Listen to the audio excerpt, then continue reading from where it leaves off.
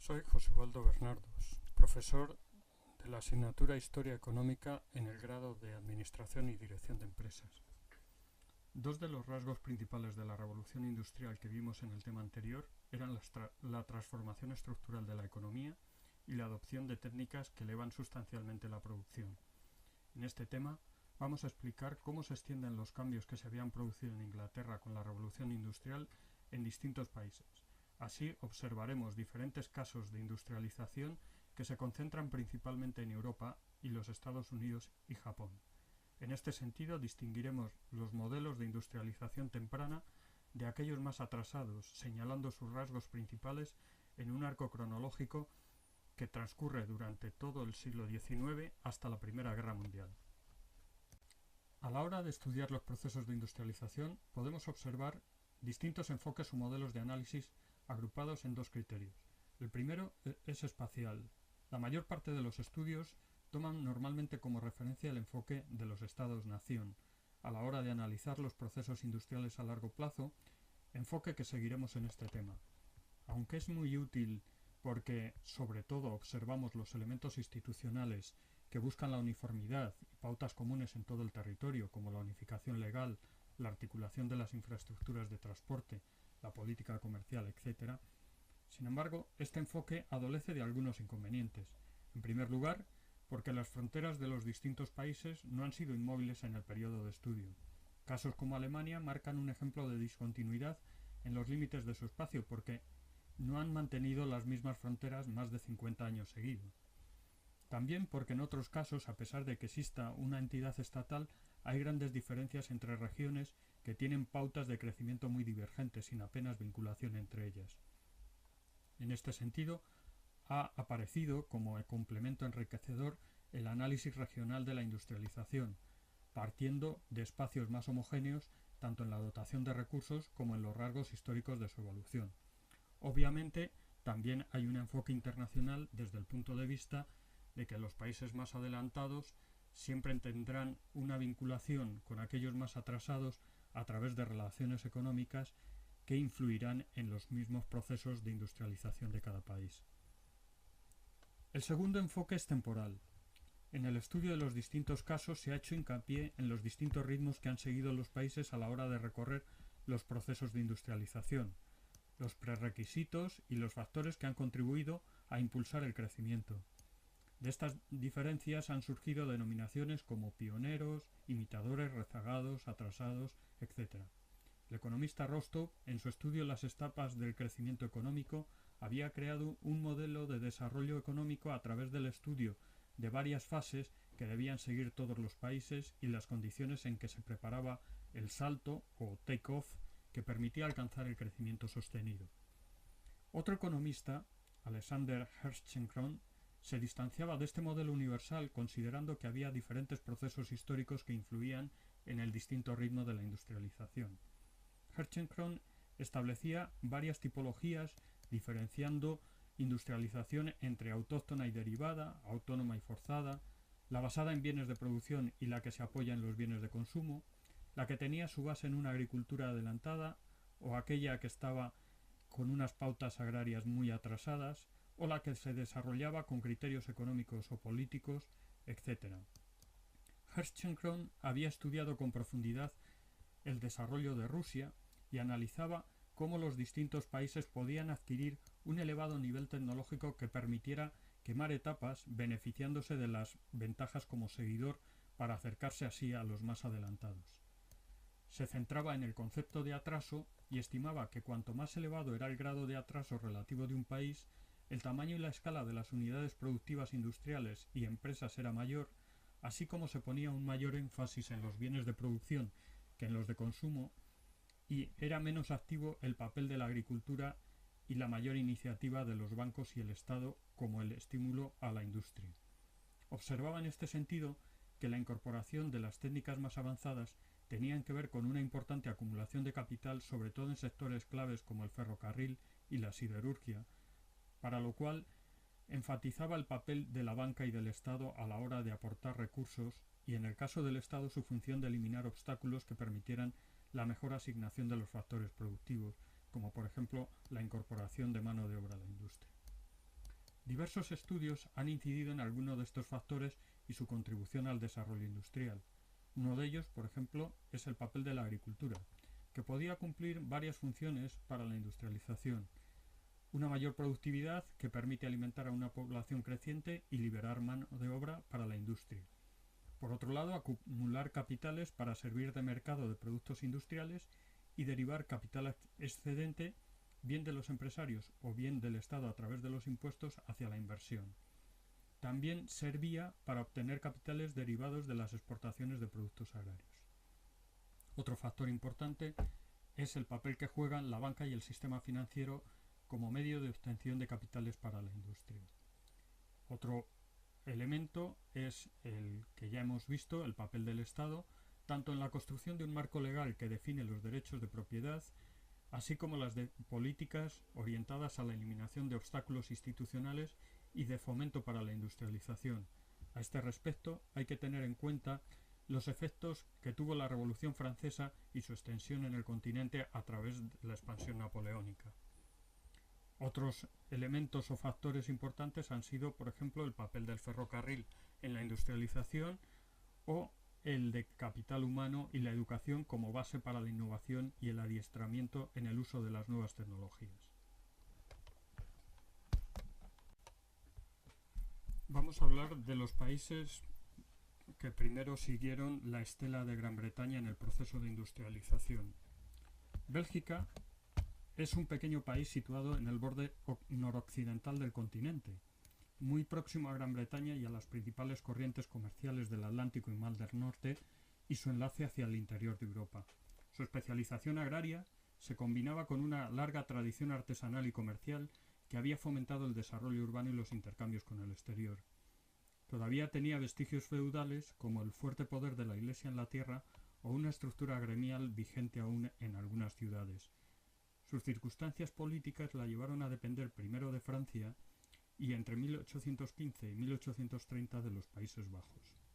Los puntales de la industrialización vienen principalmente de la temprana incorporación de las técnicas británicas y de los cambios institucionales que tienen lugar bajo la soberanía francesa, que permiten eliminar los vestigios feudales en la tierra, generando un proceso de modernización y privatización en las explotaciones, así como en la industria, con la importación de maquinaria y especialistas que desarrollaron innovaciones en las hilaturas de algodón y las industrias metálicas, mientras que otras, más tradicionales como el textil de lana o el lino, quedaron más atrasadas.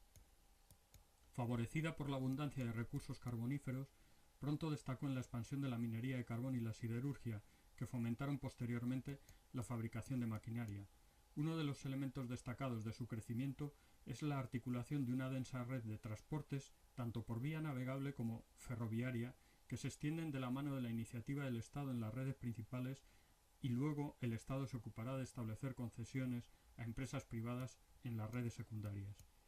El Estado también interviene directamente en la iniciativa industrializadora a través de la constitución de la Société Générale, una institución creada bajo soberanía holandesa, pero que toma gran importancia tras la independencia. Junto con otra iniciativa pública, la Banque de Belgique, se configuran como bancos de negocio que participan directamente en la promoción industrial. A pesar de que el sector algodonero había sido un primer sector motor, el reducido mercado interior no le daba grandes posibilidades de crecimiento. De ahí que se estancó cuando perdió su acceso a los mercados francés y holandés, ya que no pudo competir con la potente industria algodonera británica. Por este motivo, la política comercial tuvo un marcado sesgo librecambista que se especializó en la producción de productos metalúrgicos y de diversos bienes de consumo, así como de la exportación de carbón, aprovechando su situación de intermediario comercial entre el Mar del Norte y el interior de Europa. El caso francés es muy diferente del británico en su modelo de industrialización. Aunque algunas de las condiciones previas eran bastante favorables, como una población numerosa y un importante comercio internacional, a la vez que un notable nivel tecnológico e infraestructuras de transporte, tenía también otros inconvenientes, como el peso de las estructuras feudales en la agricultura y algunas artesanías o la escasa dotación de carbón mineral. No obstante, la renta per cápita tuvo una tendencia alcista que la situó en tercer lugar tras Gran Bretaña y Bélgica en torno a 1860.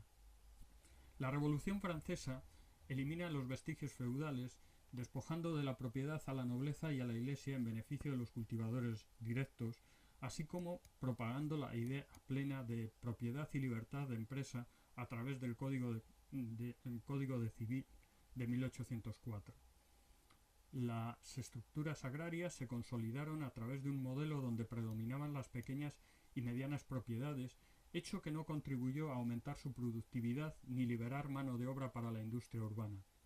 Así, la economía francesa tuvo un comportamiento peculiar, con un lento crecimiento de la población y el peso notable del mundo rural, ya que todavía en 1910 representaba el 54% de la población total, y en la agricultura se empleaba el 42% de la población activa. La industria se apoyaba en unidades de pequeño tamaño. Utilizaba principalmente fuentes de energía hidráulica, como en el caso de las modernas hilaturas de algodón situadas en Alsacia, o carbón vegetal en los hornos productores de hierro diseminados por el país. El uso del carbón mineral quedaba reducido a algunos focos del norte y el centro, con una débil incorporación de máquinas de vapor. El sector industrial creció apoyándose en el desarrollo de sectores de bienes de consumo que abastecían el mercado interior, muy protegido.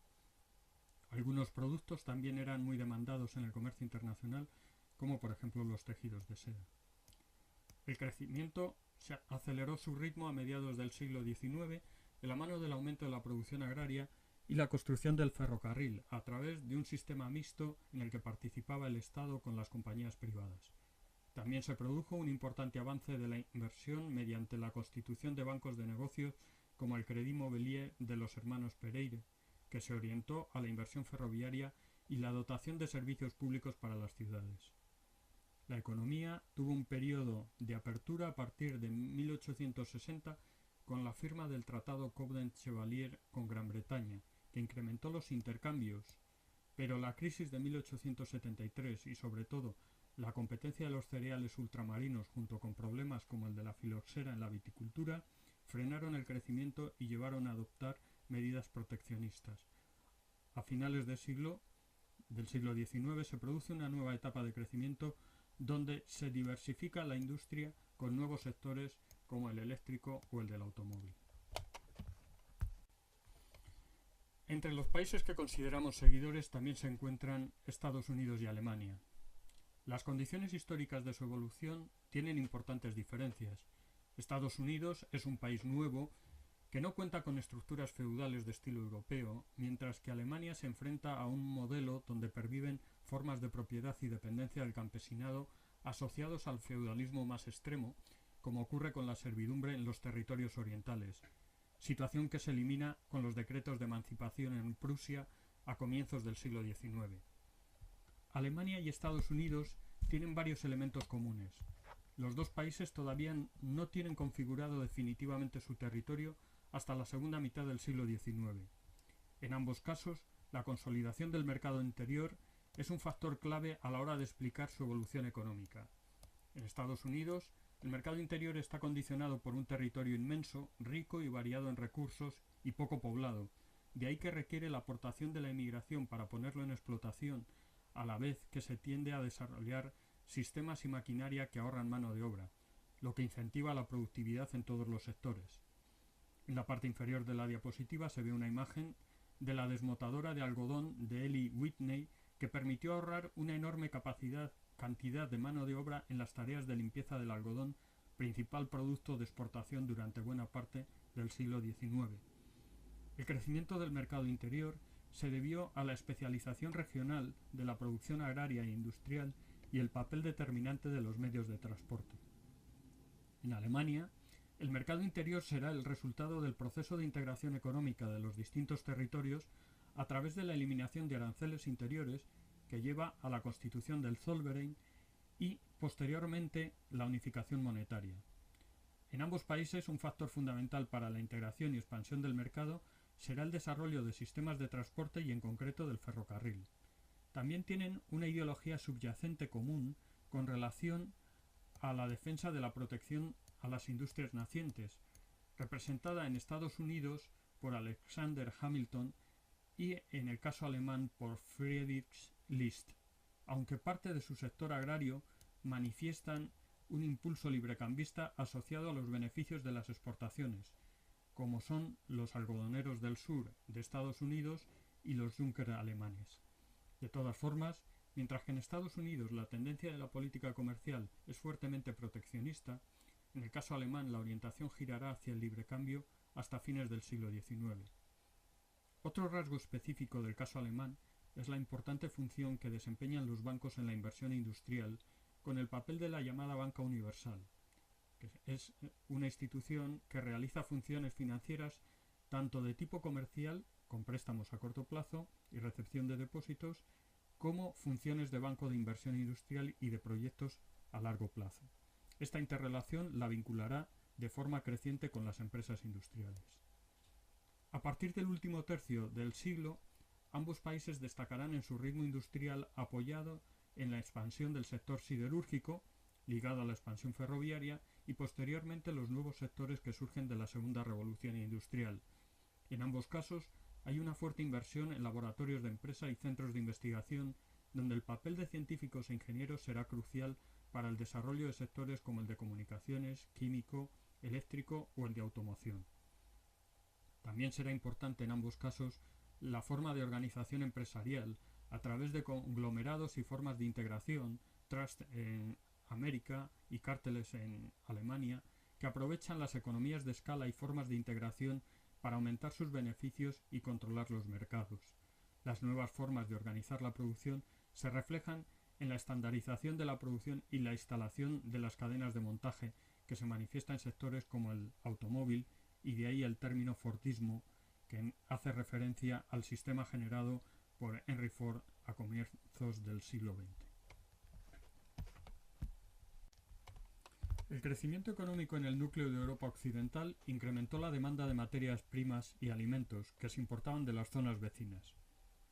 Al impacto de la demanda se añadía el capital que de los países más adelantados fluía hacia el resto en forma de inversiones para fomentar la producción y la infraestructura. Algunos países se beneficiaron de este proceso de ensanchamiento de las relaciones económicas, aprovechando su situación geográfica de proximidad y los favorables términos de intercambio que tenían sus productos en el mercado internacional. Este fue el caso de los países escandinavos, que utilizaron el comercio exterior como elemento de expansión y especialización en productos muy demandados en el exterior para obtener ingresos en su balanza comercial. Caso del hierro o la avena en Suecia, los productos agroalimentarios en Dinamarca o los pesqueros y forestales en Noruega. Los saldos comerciales positivos generaban capital para invertirlo en sus industrias de transformación. Al mismo tiempo, las empresas británicas, francesas, belgas o alemanas también aportaron capital para mejorar la producción de mercancías que demandaban sus mercados. Estos países habían logrado además una transformación de las estructuras agrarias que consiguieron un alto nivel de productividad en sus explotaciones. Junto a ello, la población de los países escandinavos tenía un alto nivel de alfabetización que les permitió adoptar rápidamente destrezas en los procesos industriales.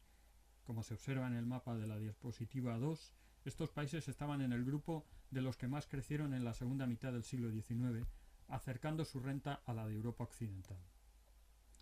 Sin embargo, en Europa del Este y Europa meridional persisten las estructuras atrasadas, con formas feudales de propiedad, donde sigue siendo importante el papel de la nobleza, una agricultura poco productiva, salvo en enclaves regionales donde se utiliza la irrigación y se dan algunos cultivos comerciales.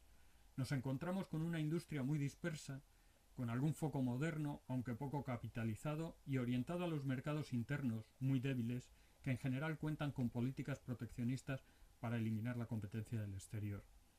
El atraso de la agricultura no se pudo resolver solo con el cambio de las estructuras de propiedad, ya que a pesar de que los procesos de desamortización introdujeron formas de propiedad privada capitalista, no hubo grandes efectos sobre la productividad.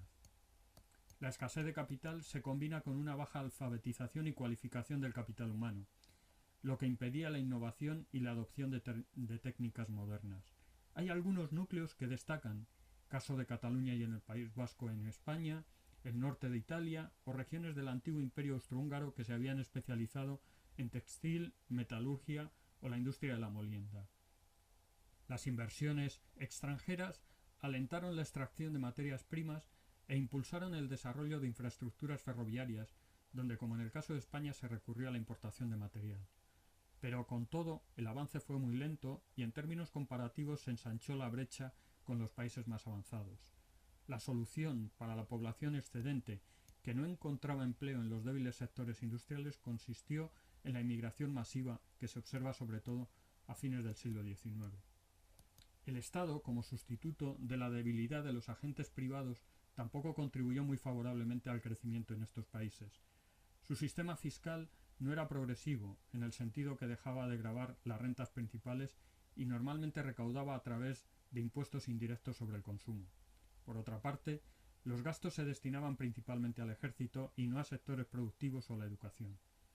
Es cierto que contribuyó positivamente para demoler las antiguas estructuras feudales, como la emancipación de la servidumbre en Rusia en 1861 o las desamortizaciones que ponían en el mercado gran cantidad de tierras a la vez que consolidaban la propiedad privada. La forma de alentar a algunos sectores fue abrirlos al capital exterior, como ocurrió en Rusia con la primera oleada de construcción ferroviaria o la posterior entrada en el capital de sociedades anónimas que invertían en el sector minero y siderúrgico. España también se abre al capital exterior con la Ley de Ferrocarriles de 1855, junto a la de Sociedades de Crédito de 1856, que impulsó el establecimiento de la red con materiales importados, o la de Minas de 1868, que permitió la entrada de sociedades extranjeras para la explotación minera, lo que contribuyó al gran crecimiento del sector extractivo. La estructura del comercio exterior de los países atrasados será la exportación de materias primas y productos agrarios, en tanto que importa manufacturas y bienes de equipo, lo que le lleva en general a tener saldos negativos de la balanza comercial. Rusia tenía una fuerte especialización en la exportación de cereales y España destacó por algunos productos agrarios como aceite, vino, frutas, así como minerales. Con todo ello, a pesar de los grandes factores de atraso como la persistencia de un amplio sector rural y agrario, pudieron entrar en la vía de crecimiento industrial, sobre todo desde comienzos del siglo XX. Durante el siglo XIX, la industrialización ensanchó progresivamente la brecha de la producción manufacturas entre los continentes. Europa y los Estados Unidos cobraron una gran ventaja económica sobre el resto del mundo. Asia perdió un importante terreno, cayendo sensiblemente en su participación. La influencia de los países industrializados repercutió sobre las economías de los menos desarrollados a través de la influencia comercial y política. Habíamos visto en el tema anterior que Inglaterra recurría a la presión política para controlar el territorio, como en el caso de la India, y de ahí sacaba importantes ventajas económicas, como por ejemplo las derivadas del comercio de opio en China, que servía para compensar el saldo comercial. La presión británica terminó con la denominada Guerra del Opio entre 1839 y 1842, desatada una vez que el gobierno chino prohibió las importaciones de la droga.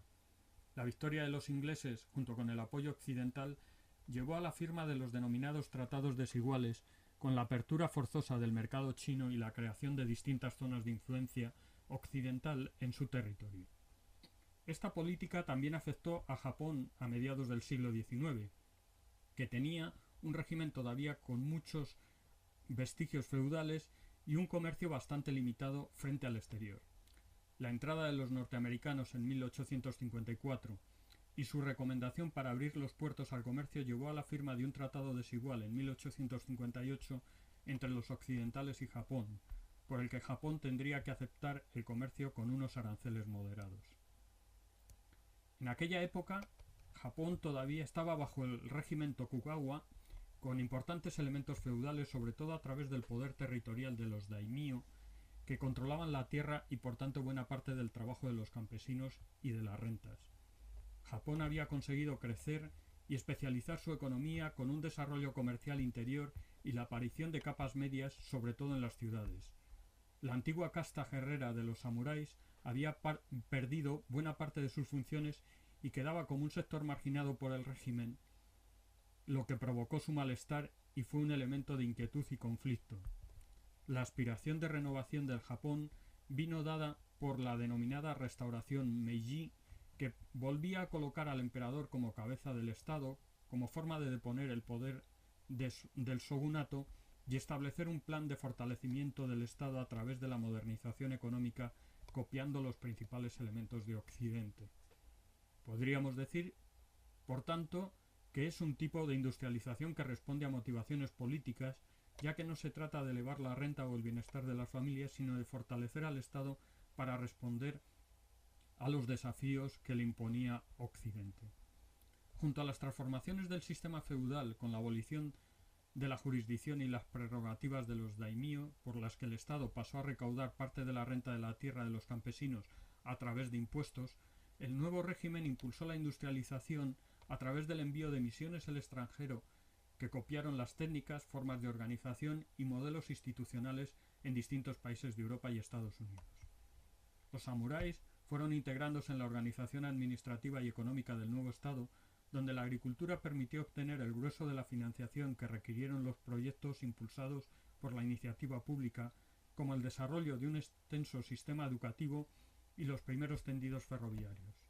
Aunque buena parte de la industria quedaba en manos de pequeñas unidades de producción, extendidas en gran medida por el medio rural, sobre todo en el caso del textil, los proyectos industriales también se extendieron a la promoción de hilaturas modernas y astilleros.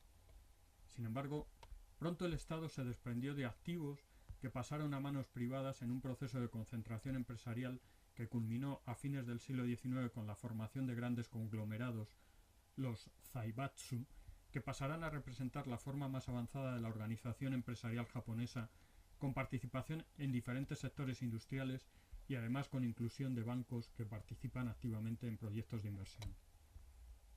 Su comercio exterior pronto pasó de los rasgos de un país atrasado que vendía bienes semiacabados y alimentos, como el té o la seda, a poder exportar algunas manufacturas, como tejidos de algodón de baja calidad, y con una creciente compra de materias primas. El rápido progreso industrial japonés permite también fortalecer al ejército y la armada, lo que prepara su expansión exterior, que se refleja en la guerra chino-japonesa de 1894-95 y la posterior guerra contra Rusia en 1904-05, en las que en ambos casos resultó vencedora. Su papel creciente en Asia Oriental le permite iniciar una política imperialista con el fin de ampliar sus mercados y obtener materias primas y alimentos para su desarrollo y crecimiento demográfico.